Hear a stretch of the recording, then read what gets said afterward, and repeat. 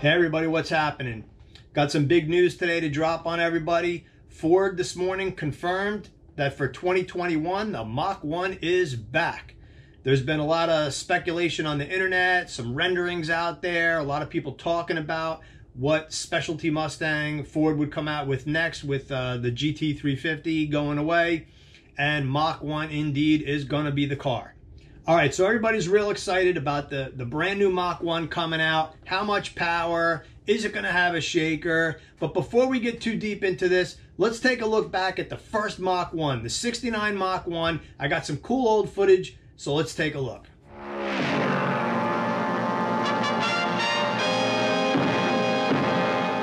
Mustang Mach 1.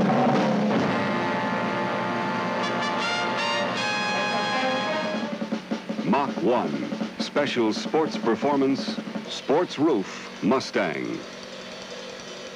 Mach 1, something scorching to keep Mustang the original and the front runner, thundering along far ahead of the pack.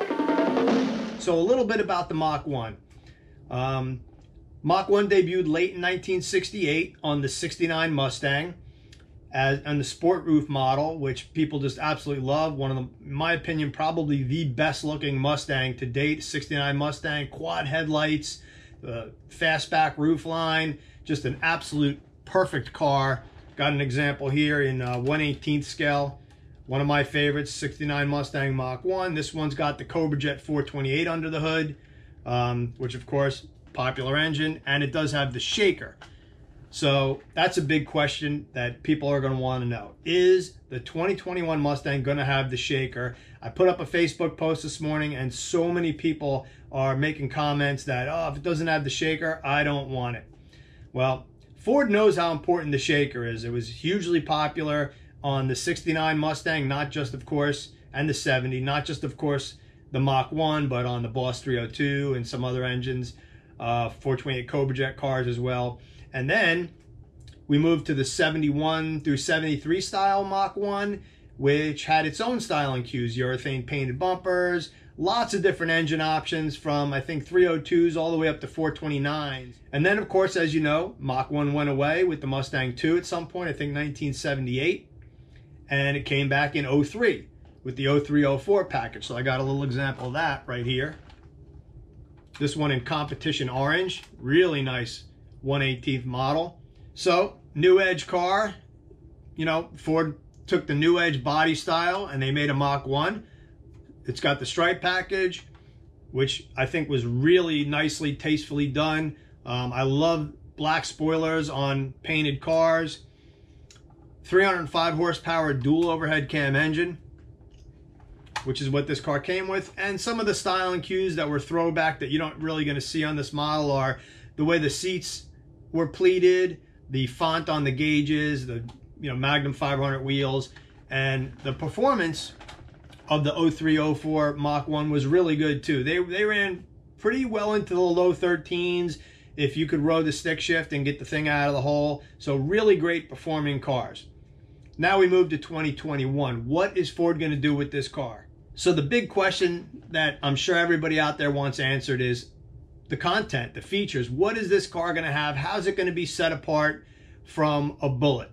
What's going to be used off of the GT350, if anything, or the Mustang GT for that matter? So if you look at the Ford performance lineup or the Ford Mustang lineup, obviously you start with EcoBoost, you've got GT, you've got PP1, Performance Package 1, and then PP2 for handling. Of course, we have the GT500. That's a whole nother ball of wax right there.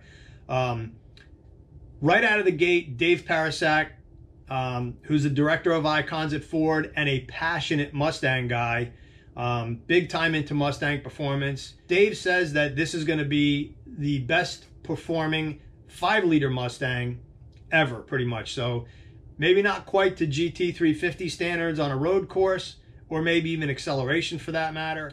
But to quote him exactly, he said, like the original, the all-new Mustang Mach 1 will be true to its heritage, delivering great looks as the most track-capable 5-liter Mustang ever. Dave does not mince words. If Dave says it's going to be the best, it's probably not going to be the best by a little bit. It's going to be the best by a lot. So let's talk about horsepower.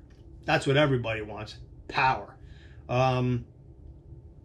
The highest horsepower 5-liter car right now is the Bullet at 480. Mustang GT has 460. So I'm thinking Dave, if Dave is true to his words here, we're going to get more than 480. The easy route would be 480. Take the Bullet engine, put it in the Mach 1, away you go.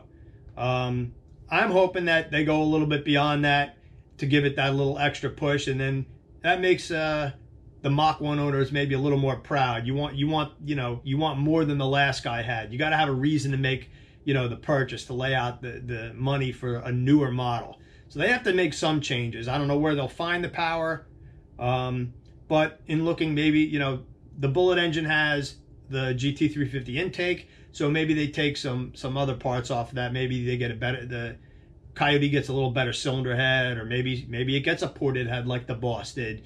Dave is no stranger to digging in there with a CNC machine. That we'll have to see. Another rumor that I'm hearing online is the transmission. So unlike the Bullet, which is manual only, I'm hearing, and again, this is pure speculation, I'm hearing that we may get a stick and automatic option, and I have just been begging Ford for the 480 Bullet engine with the A10 automatic. I think that's a great combination for the drag strip, and that's a whole nother topic. We'll talk about that in another video, but I really wish Ford would do a drag themed car. I know it would be a low take rate, but it would go really quick in a quarter mile. You can assume that the suspension in this thing, it's going to be a Mach 1, so it's going to have probably outstanding handling, and I look for it to fall somewhere between, if they're saying best track capable, at minimum PP2 performance. PP2 is also a Mustang GT, so 460 horse. So if you put the 480 horse engine in the PP2 chassis, I would assume that would be a quicker car around a road course. So that kind of solves that problem right there in how you can make it the quickest car. But I also think that the PP2 is a slightly harsh riding car. It feels very much like a track car, pretty close to a GT350, and it's not, I don't think it's for everybody. So I think Ford is going to figure out a way to tame that ride quality down, give you a little smoother ride quality, but still maintain that very, very high level of on-track performance. So I'm thinking Magna Ride, I'm thinking probably fairly aggressive spring rates, and everything they've learned to this point with the Magna Ride and the GT and the GT350, you'll get a more finely tuned version. Again, I'm speculating, but hey, that's what we do, right? We talk about what's coming out and what we think is going to happen. So styling wise, Ford's really only released the prototype pictures, which really don't tell the story. You could look at the front fascia and see that it's definitely unique, even the rear fascia a little bit. I think one photo has almost no spoiler or a little ducktail, and the other one looks like it incorporates a GT350 style rear spoiler with a gurney flap. That's not to say there won't be options on the Mach 1. Maybe you get a more performance-oriented one. Not sure what Ford's going to do with that. And, of course, the shaker. Such a huge deal to so many people, and I think Ford knows that. But I think it's a very expensive piece to do. You probably have to crash test the car multiple times. I know there's a deal with pedestrians where there has to be a certain amount of crush in the hood as per government standards. Can Ford meet that with a shaker in this climate of, government regulations? So that remains to be seen. No doubt there'll be aftermarket companies making a shaker for this thing, but I think most people want to see Ford come out with the car that way. And I think Ford will look to style. Can they make it a styling package that works? Can they make it where it has more horsepower or it's functional? Because I think if it doesn't function, there's no sense putting it there. And based on the engineering folks that I know over at Ford, they are very much about function. Even if it means disappointing some people, if they can't make it work and make it something that really adds to the car, I don't think you'll see it. So my personal opinion is it probably won't have a shaker. But again, I'm speculating.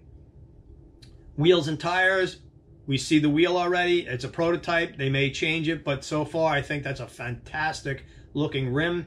I would also imagine there will be 2 versions of it. I'm guessing again, but I think there's usually going to be a base package and maybe something a little more high-end with a grippier tire for those who want to hit the track, even though you might not call it a all-out track car, but I think the option will be there. I think that's something that Ford has shown us that they do. And there's so many good tires right now that Ford has developed for the Mustang, whether it's the PP2 or the GT350 or the GT350R or the 500. So Ford is basically designed a tire for every specific package that they develop.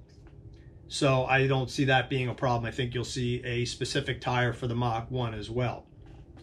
Let's talk about pricing. Not going to be cheap. Let's face it. Nothing's cheap anymore.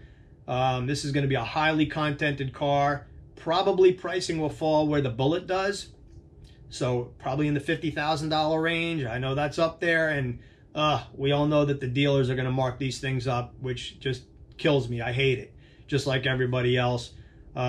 But supply and demand, I don't think there's much you can do about that fact. So have yourself a great day. Mach 1 is back. We are excited. And as we learn more, we'll keep the info coming so you guys can enjoy it. Appreciate everybody checking out the channel. Hit the like button. Please smash that subscribe button. It helps me out quite a bit.